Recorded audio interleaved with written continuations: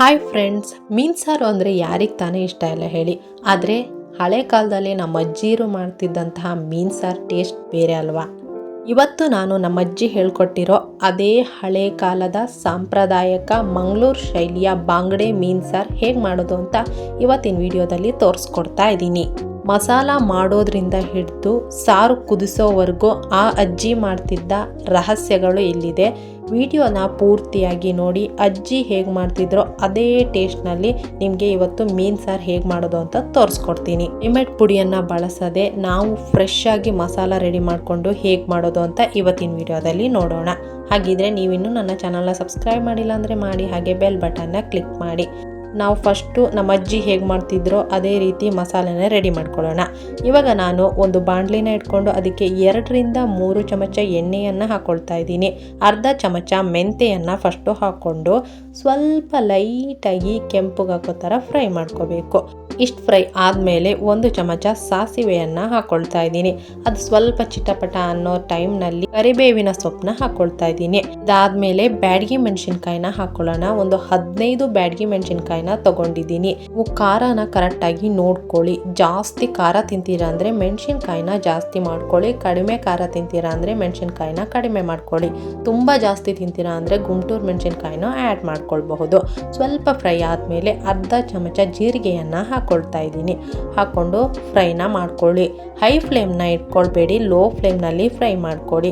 ಇವಾಗ 10-15 ಅಂದರೆ 1 ಚಮಚದಷ್ಟು ಕಾಳುಮೆಣಸನ್ನ ತಗೊಂಡಿದ್ದೀನಿ. ಕಪ್ಪು ಕಾಳುಮೆಣಸನ್ನ ತಗೊಂಡಿದ್ದೀನಿ. ಹಳೆ ಕಾಲದಲ್ಲಿ ಅಜ್ಜಿರೆಲ್ಲ ಈ ಕಪ್ಪು ಕಾಳುಮೆಣಸನ್ನ ಹಾಕೊಳ್ತಾ ಇದ್ರು. ಹಾಕೊಂಡು ಇವಾಗ ಚೆನ್ನಾಗಿ ಫ್ರೈನ ಮಾಡ್ಕೊಳ್ಳಿ. ಇವಾಗ ನಾನಿಲ್ಲಿ ಕೊತ್ತಂಬರಿ ಹಿಟ್ಟನ್ನ ತಗೊಂಡಿಲ್ಲ, ಕೊತ್ತಂಬರಿ ಕಾಳನ್ನ ತಗೊಂಡಿದ್ದೀನಿ. 2 ಚಮಚ ಕೊತ್ತಂಬರಿ ಕಾಳನ್ನ ಹಾಕ್ಕೊಂಡು ಫ್ರೈನ ಮಾಡ್ಕೊಳ್ಬೇಕು. ಕೊತ್ತಂಬರಿ ಹಿಟ್ಟಕ್ಕಿಂತ ಕೊತ್ತಂಬರಿ ಕಾಳು ತುಂಬ ಟೇಸ್ಟ್ ಕೊಡುತ್ತೆ. ನಿಮ್ಮ ಹತ್ರ ಕೊತ್ತಂಬರಿ ಕಾಳು ಇಲ್ಲ ಅಂದರೆ ನೀವು ಕೊತ್ತಂಬರಿ ಹಿಟ್ಟನ್ನೇ ಲಾಸ್ಟಿಗೆ ಹಾಕ್ಕೊಂಡು ಸ್ವಲ್ಪ ಬೆಚ್ಚ ಮಾಡಿಕೊಂಡ್ರೆ ಚೆನ್ನಾಗಾಗತ್ತೆ. ಇವಾಗ 1 ಬೌಲ್ ಫುಲ್ ಕಾಯಿ ತುರಿಯನ್ನು ತಗೊಂಡಿದ್ದೀನಿ. ಮಂಗಳೂರು ಸ್ಟೈಲ್ನಲ್ಲಿ ನಾವು ಕಾಯಿ ತುರಿಯನ್ನು ಜಾಸ್ತಿ ಹಾಕ್ಕೊಳ್ಬೇಕು, ಆವಾಗಲೇ ತುಂಬ ಟೇಸ್ಟ್ ಆಗೋದು. ಹಾಗೆ ಮಂಗಳೂರು ಸ್ಟೈಲ್ನಲ್ಲಿ ಆಗೋ ಥರನೇ ಟೇಸ್ಟ್ ಬರೋದು. ಇವಾಗ ಚೆನ್ನಾಗಿ ಫ್ರೈನ ಮಾಡ್ಕೊಳ್ಳಿ. ಲೋ ಫ್ಲೇಮ್ನಲ್ಲಿ ಕಾಯಿನೂ ಕೂಡ ಚೆನ್ನಾಗಿ ಫ್ರೈನ ಮಾಡ್ಕೋಬೇಕು. ಕಾಯಿ ನಾವು ಈ ರೀತಿ ಚೆನ್ನಾಗಿ ಫ್ರೈ ಮಾಡ್ಕೊಂಡಾಗ ಅದು ಹಳ್ಸೋಗಲ್ಲ. ಮಸಾಲ ಆಗಿರ್ಬೋದು, ಸಾಂಬಾರು ಆಗಿರ್ಬೋದು ಫ್ರೆಶ್ ಆಗೇ ಇರುತ್ತೆ. ಇವಾಗ ಅರ್ಧ ಚಮಚ ಅರಿಶಿಣ ಪುಡಿಯನ್ನು ಹಾಕ್ಕೊಳ್ತಾ ಇದ್ದೀನಿ. ಅರಿಶಿಣ ಪುಡಿ ಮೇಯ್ನಾಗಿ ನಾವು ಮೀನು ಸಾರಿಗೆ ಜಾಸ್ತಿನೇ ಹಾಕ್ಕೊಳ್ಬೇಕು.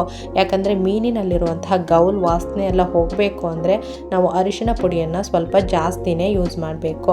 ಇವಾಗ ಹಾಕ್ಕೊಂಡಿದ್ದೀನಿ. ಅರ್ಧ ಚಮಚ ಇಲ್ಲ 1 ಚಮಚ ಬೇಕಾದರೂ ನೀವು ಹಾಕ್ಕೊಳ್ಬೋದು, ಅರಿಶಿಣ ಪುಡಿ ವಾಸನೆ ಇಲ್ಲ ಅಂದರೆ. ಇವಾಗ ನಾನು ಒಂದು 10 ಬೆಳ್ಳುಳ್ಳಿ ಎಸಳುಗಳನ್ನ ಹಾಕ್ಕೊಳ್ತಾ ಇದ್ದೀನಿ. ಅದ್ರ ಜೊತೆಗೆ ಒಂದು 4 ಪೀಸು ಶುಂಠಿಯನ್ನು ಹಾಕ್ಕೊಳ್ತಾ ಇದ್ದೀನಿ. ಹಾಕ್ಕೊಂಡು ಚೆನ್ನಾಗಿ ಫ್ರೈ ಮಾಡ್ಕೊಳ್ಳಿ. ಈ ರೀತಿ ನೀವು ಮೀನು ಸಾರಿಗೆ ಮಸಾಲೆಯನ್ನು ಮಾಡ್ಕೊಳ್ಬೇಕು. ಇನ್ಸ್ಟೆಂಟ್ ಮೀನು ಸಾರು ಮಸಾಲೆನೆಲ್ಲ ಬಳಸೋಕ್ಕೆ ಹೋಗಬೇಡಿ, ಅದು ಈ ರೀತಿ ಟೇಸ್ಟ್ನ ನಿಮಗೆ ಕೊಡಲ್ಲ. ಇವಾಗ ಅದನ್ನ ಸ್ವಲ್ಪ ತಣ್ಣು ಮಾಡಿಕೊಂಡು ಈ ಮಸಾಲಕ್ಕೆ ಹಾಕಿರೋದನ್ನೆಲ್ಲ ತಣ್ಣಗೆ ಮಾಡಿಕೊಂಡು ಮಿಕ್ಸಿ ಜಾರ್ಗೆ ಹಾಕ್ಕೊಳ್ತಾ ಇದ್ದೀನಿ. ನಾವಿಲ್ಲಿ ಅರ್ಧ ಲಿಂಬು ಗಾತ್ರದ ಹುಣಸೆಹಣ್ಣನ್ನ ಹಾಕ್ಕೊಳ್ತಾ ಇದ್ದೀನಿ. ಇದೇ ಮೇನ್ ಟೇಸ್ಟ್ನ ಕೊಡೋದು. ಹುಣಸೆಹಣ್ಣು ಜಾಸ್ತಿ ಆದರೆ ಸಾರಿನ ಟೇಸ್ಟೇ ಹೋಗುತ್ತೆ. ಹುಣಸೆಹಣ್ಣು ಕಡಿಮೆ ಆದರೂ ಸಾರು ಗೌಲ್ ವಾಸನೆ ಆಗುತ್ತೆ. ಕರೆಕ್ಟಾಗಿ ಹಾಕ್ಕೊಳ್ಬೇಕು. ಇವಾಗ ನುಣ್ಣಗೆ ಪೇಸ್ಟ್ನ ಮಾಡ್ಕೊಳ್ಳೋಣ. ಸಾರು ಪರ್ಫೆಕ್ಟಾಗಿ ಬರಬೇಕು ಅಂದರೆ ನಾವು ಎಷ್ಟು ನುಣ್ಣಗೆ ಪೇಸ್ಟ್ ಮಾಡ್ತೀವೋ ಅಷ್ಟು ಸಾಂಬಾರು ಟೇಸ್ಟಿಯಾಗಿ ಬರುತ್ತೆ. ಮಸಾಲ ರುಬ್ಕೊಂಡು ಆದಮೇಲೆ ಒಂದು ಬಾಣಲಿನ ಇಟ್ಕೊಂಡು 2-3 ಚಮಚ ಕೊಬ್ಬರಿ ಎಣ್ಣೆಯನ್ನು ಯೂಸ್ ಮಾಡ್ತಾ ಇದ್ದೀನಿ. ಅದಕ್ಕೆ ಸಣ್ಣದಾಗಿ ಹೆಚ್ಚಿಟ್ಕೊಂಡಂತಹ ಒಂದು ಮೀಡಿಯಂ ಸೈಜ್ ಈರುಳ್ಳಿಯನ್ನು ಹಾಕ್ಕೊಳ್ತಾ ಇದ್ದೀನಿ. ಹಾಕ್ಕೊಂಡು ಸ್ವಲ್ಪ ಕೆಂಬಣ್ಣ ಬರೋವರೆಗೂ ಫ್ರೈನ ಮಾಡ್ಕೊಳ್ಳಿ. ಮಸಾಲಾನ ಹಾಕ್ಕೊಳ್ಳೋಕ್ಕಿಂತ ಮುಂಚೆ ನಾವು ಎಣ್ಣೆಯಲ್ಲಿ ಈ ರೀತಿ ಈರುಳ್ಳಿನ ಫ್ರೈ ಮಾಡಿದಾಗ ಅದರ ಘಮ ತುಂಬ ಚೆನ್ನಾಗಿ ಬರುತ್ತೆ. ಇವಾಗ ನಾನು ಒಂದು 4-5 ಹಸಿಮೆಣಸಿನ್ಕಾಯಿನ ಹಾಕ್ಕೊಳ್ತಾ ಇದ್ದೀನಿ. ನಾವು ಮಂಗಳೂರು ಸ್ಟೈಲಲ್ಲಿ ಈ ರೀತಿ ಮಾಡ್ಕೊಳ್ತೀವಿ, ಆದರೆ ಮಲೆನಾಡು ಸ್ಟೈಲಲ್ಲಿ ಇದು ಬೇರೆನೇ ಆಗಿರುತ್ತೆ. ನಿಮ್ಗೇನಾದರೂ ಮಲೆನಾಡು ಭಾಗದ ಮೀನು ಸಾರು ರೆಸಿಪಿ ಬೇಕು ಅಂದರೆ ನಾನು ಈಗಾಗಲೇ ವಿಡಿಯೋನ ಅಪ್ಲೋಡ್ ಮಾಡಿದ್ದೀನಿ, ನೀವು ನನ್ನ ಚಾನಲ್ನಲ್ಲಿ ನೋಡಬಹುದು. ಇವಾಗ ಚೆನ್ನಾಗಿ ಫ್ರೈನ ಮಾಡ್ಕೊಳ್ಳೋಣ. ಸ್ವಲ್ಪ ಕೆಂಬಣ್ಣ ಬರಲಿ ಅಲ್ಲಿವರೆಗೂ ಫ್ರೈನ ಮಾಡ್ಕೊಳ್ಬೇಕು. ಇವಾಗ ನಾವು ಕರಿಬೇವಿನ ಸೊಪ್ಪನ್ನ ಹಾಕ್ಕೊಳ್ತಾ ಇದ್ದೀವಿ. ಕರಿಬೇವಿನ ಸೊಪ್ಪು ಸ್ವಲ್ಪ ಜಾಸ್ತಿನೇ ಯೂಸ್ ಮಾಡಿ. ಮಂಗಳೂರು ಸ್ಟೈಲ್ ಆಗಲಿ ಮಲೆನಾಡು ಸ್ಟೈಲ್ ಆಗಲಿ ಕರಿಬೇವಿನ ಸೊಪ್ಪು ಮೇಯ್ನ್ ಅಂತಲೇ ಹೇಳ್ಬೋದು. ಕರಿಬೇವಿನ ಸೊಪ್ಪನ್ನ ಹೆಚ್ಚಾಗಿ ಸಾಂಬಾರಿಗೆಲ್ಲ ಯೂಸ್ ಮಾಡ್ತಾರೆ ಆ ಭಾಗದಲ್ಲಿ. ಈಗ ಹಾಕ್ಕೊಂಡು ಚೆನ್ನಾಗಿ ಫ್ರೈನ ಮಾಡ್ಕೊಳ್ಳಿ. ನೋಡಿ, ಇವಾಗ ಒಂದು ಮೀಡಿಯಮ್ ಸೈಜ್ ಟೊಮೆಟೊವನ್ನು ನಾನು ಫ್ರೈ ಮಾಡೋದಕ್ಕೆ ಹಾಕ್ಕೊಳ್ತಾ ಇದ್ದೀನಿ. ಹಾಕ್ಕೊಂಡು ಚೆನ್ನಾಗಿ ಫ್ರೈನ ಮಾಡ್ಕೊಳ್ಳೋಣ. ಟೊಮೆಟೊ ಹಣ್ಣು ಸ್ವಲ್ಪ ಕರಗೋವರೆಗೂ ಚೆನ್ನಾಗಿ ಫ್ರೈನ ಮಾಡ್ಕೊಳ್ಳೋಣ. ಇದೇ ನಾವು ಮಲೆನಾಡು ಭಾಗ ಆದರೆ ಟೊಮೆಟೊ ಈರುಳ್ಳಿನ ಹೆಚ್ಕೊಂಡು ನಾವು ಮಸಾಲೆ ರುಬ್ಕೊಳ್ತೀವಲ್ಲ, ಅದರಲ್ಲೇ ಮಸಾಲೆ ರುಬ್ಬೋಕ್ಕೆ ಹಾಕ್ಕೊಂಡು ಮಸಾಲೆನ ರುಬ್ತೀವಿ. ಈ ರೀತಿ ಫ್ರೈನ ಮಾಡ್ಕೊಳ್ಳಲ್ಲ.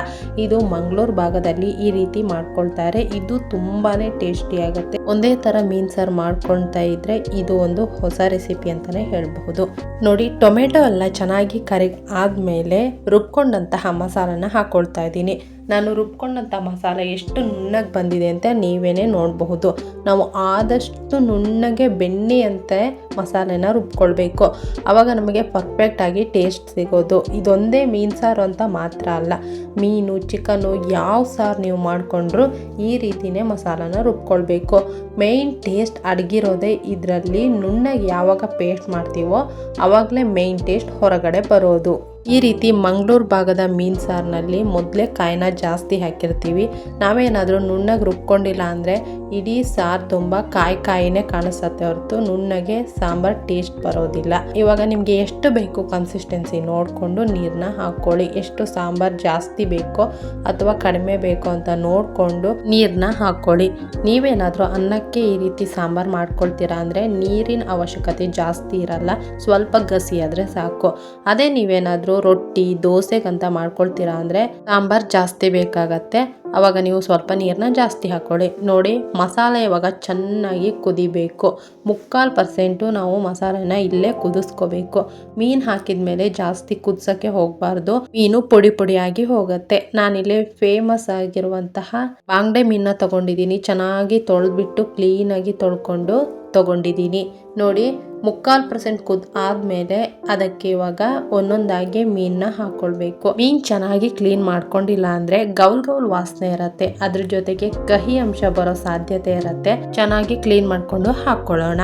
ಇವಾಗ ಕುದಿತಾ ಇರೋ ಸಾರಿಗೆ ಒಂದೊಂದೇ ಮೀನು ಹಾಕೊಂಡು ಆದ್ಮೇಲೆ ಮೀನ್ ಸಾರನ್ನ ತೊಳ್ಸಕ್ಕೆ ಹೋಗ್ಬಾರ್ದು. ನಾವು ಚಿಕನ್ನು ಅಥವಾ ಮಟನ್ನಿ ಮಾಡ್ತೀವಲ್ಲ ಆ ರೀತಿ ಹುಟ್ಟನ್ನ ತಾಗಿಸ್ಲೇಬಾರ್ದು. ನಾನು ಜಸ್ಟ್ ಒಂದು ಹುಟ್ಟನ್ನ ತಗೊಂಡು ಮೀನುಗಳೆಲ್ಲ ಮುಳುಗೋ ತರ ಕ್ಲೀನ್ ಆಗಿ ಸರಿಸ್ತಾ ಇದ್ದೀನಿ ಅಷ್ಟೇ.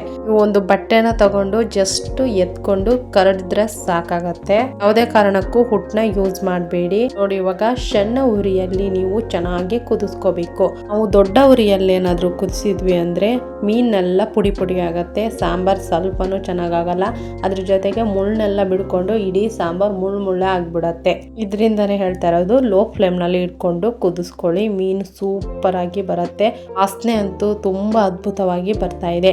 ಒಂದ್ಸಲ ಈ ರೀತಿ ಮಾಡ್ಕೊಂಡು ನೋಡಿ ಹೇಗ್ ಬಂದಿದೆ ಅಂತ ಕಮೆಂಟ್ ಬಾಕ್ಸ್ ನಲ್ಲಿ ತಿಳಿಸಿ. ಹಾಗೇನೆ ನೀವು ಯಾವ ರೀತಿ ಶೈಲಿಯಾದ ಮೀನ್ ಸಾರನ್ನ ಮನೆಯಲ್ಲಿ ಮಾಡ್ತೀರಾ ಅಂತ ಕಮೆಂಟ್ ಬಾಕ್ಸ್ ನಲ್ಲಿ ತಿಳಿಸಿ. ನೋಡಿ, ಪರ್ಫೆಕ್ಟ್ ಆಗಿ ಅನ್ನದ ಜೊತೆ ಈ ರೀತಿ ಜಾಸ್ತಿ ಸಾರನ್ನ ಹಾಕೊಂಡು ಕರಾವಳಿ ಭಾಗದ ಮೀನ್ ಸಾರನ್ನ ಹಾಕೊಂಡು ತಿಂತಾ ಇದ್ರೆ ಅದ್ಭುತವಾಗಿರುತ್ತೆ.